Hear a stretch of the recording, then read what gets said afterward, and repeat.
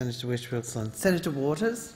Thanks, Acting Deputy President. I rise to make some concluding remarks about this bill, and I'm really proud of all of my fellow Green senators for the contributions that they've made, speaking on behalf of the communities in their respective states and the rights of those people to clean air, to clean water, to a healthy climate and to strong, united communities, and to the right to continue to grow the food that we all rely on into the future. I was saddened that we didn't have any contributions from the government, either the Liberals or the Nationals, on this bill, particularly when it's been those folk who've been so hasty when in the bush to make promises to people. And sadly, they didn't see fit today to make a contribution on this issue, whether or not to say that they support it or oppose it. They've instead chosen to remain silent. Now, sadly, I understand that that's because they don't support this bill and that they think it's not their problem. It's the problem of state governments to fix this issue. Well, the state governments are not fixing this issue, and it is about time, in fact it's well past time, that the federal government stepped in and gave the communities that we are all here to represent the right to protect their land and their water and all of our climate from these dangerous industries. Now, I want to particularly mention with great sadness some of the Labor Party's contributions to this debate. Senator Farrell was talking about the donation made by Santos, one of the big coal seam gas companies in this country, to the National Party, and somewhat perplexingly he was actually defending Santos and the donation that they'd made to the National Party. And he went so far as to describe Santos as a good corporate citizen and said that, well, he hadn't had any complaints from the community about Santos. Well, sadly, through you, Madam Acting Deputy President, Senator Farrell perhaps needs to listen a bit more closely to communities who have been tossed aside and bullied by Santos and a number of the other big coal seam gas companies. So I was actually, to be honest, horrified to have the Labor Party defending the rights of coal seam gas companies to buy support from other parties. That's horrific. He then went on to say that this parliament shouldn't put impediments in the way of coal seam gas. Impediments. Well, we've got some folks still up there in the gallery from Lock the Gate. Are those people impediments? Is their health an impediment? Is continued fresh water supply an impediment? Is food security an impediment? Is a healthy climate an impediment? Is the integrity of our ecosystems, is that an impediment to Senator Farrell? I was incredibly disappointed. Those things are not impediments. They are fundamental rights that all of us here in this chamber should be defending. The primacy of private profits of multinational corporations over the rights of communities and the environment and our health is an insidious disease that it seems has infected all parts of this chamber. We know from studies done by the Australia Institute that much of the profits of those companies flow offshore. 86% from memory of mining profits flow offshore, and I include gas mining in that term.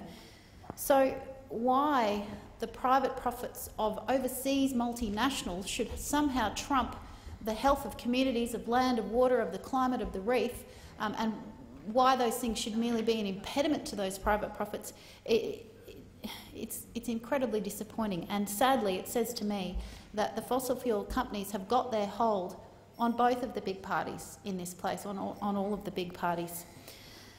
Now, one of the other speakers, and again there were no government speakers, so I am referring to the Labor speakers because they did at least make a contribution, albeit to oppose the bill.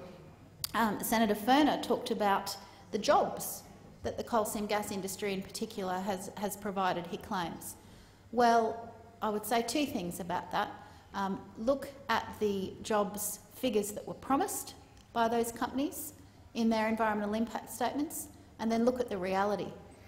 You'll find a great disparity, and this is not an uncommon occurrence. We see routinely vastly inflated claims about jobs spruiked in those early approval stages for these big projects. And then you look to the reality, and they rarely eventuate.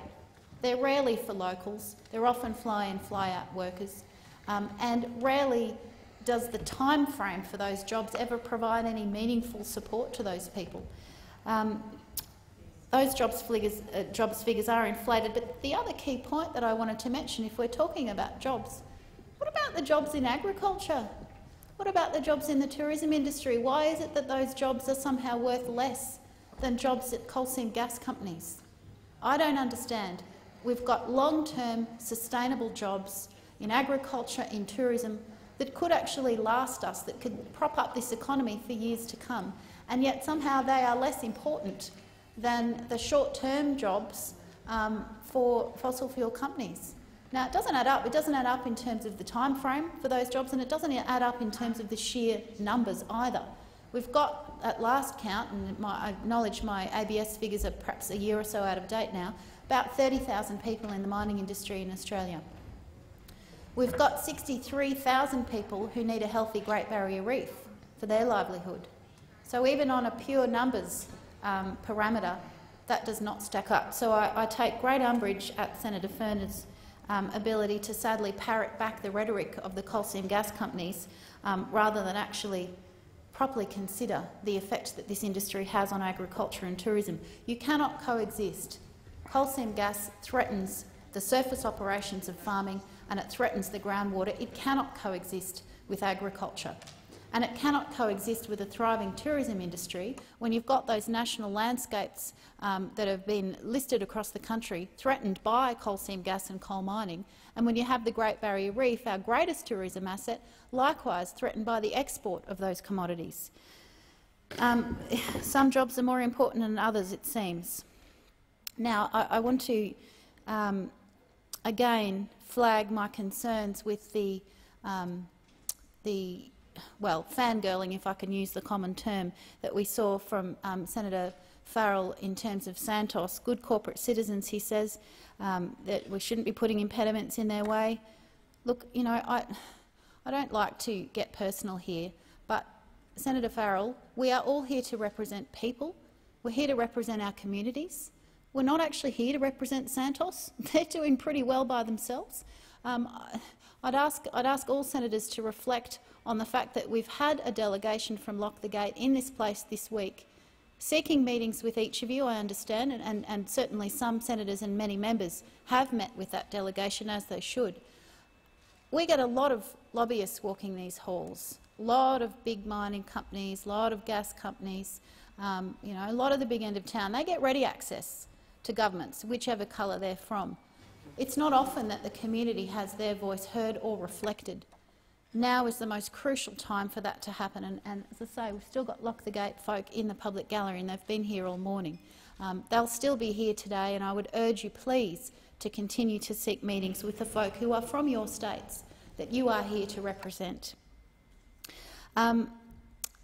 Again, we had no speakers from the government, and I want to just highlight my disappointment that they say one thing when in the bush and do another when they're in this chamber. Their election commitment document was very clear, and I mentioned it earlier, and I would like to mention it again because, you know, as far as the coalition goes, it's an okay policy position. It's not as strong as the Greens would like, but they do say that access to prime agricultural land should only be allowed with the farmers' agreement. And Tony Abbott made that promise to Debbie Orr in Tara in Queensland, where I'm from. Nobody should be forced to have a gas well on their property. I welcome those comments. We agree. Please follow through. It's not okay to say one thing and then do the opposite, or worse, stay completely silent when legislation that was the genesis of which were your original remarks is now before the parliament for debate. Silence is not okay. I want to acknowledge Senator John Madigan for the contribution that he made to this bill and for his support for this bill. He made a very considered contribution, I thought, and referred to the science and the uncertainty of long-term water impacts, which is precisely what the National Water Commission and the CSIRO have been warning this government and the last about. So I acknowledge and welcome that support. I'm disappointed that his was a lone voice outside the Greens on this issue. We had no contributions from the Nationals, nothing from the Liberals. We didn't hear, sadly, from Senator Xenophon. We had 2 contributions from Labor, who were so praiseful of the coal seam gas companies that one found it hard to not feel physically ill. Once again, we see this issue, and it's the Greens and a handful of others that are speaking for the community, and the others are in bed with the mining industry. I think people across the country who are watching this debate will feel really let down.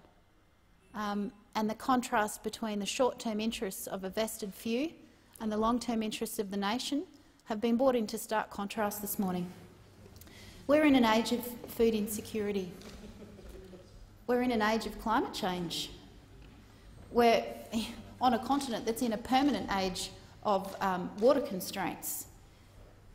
But we're also in an age where we can actually run our cities and homes with renewable energy. We know we've got the technology.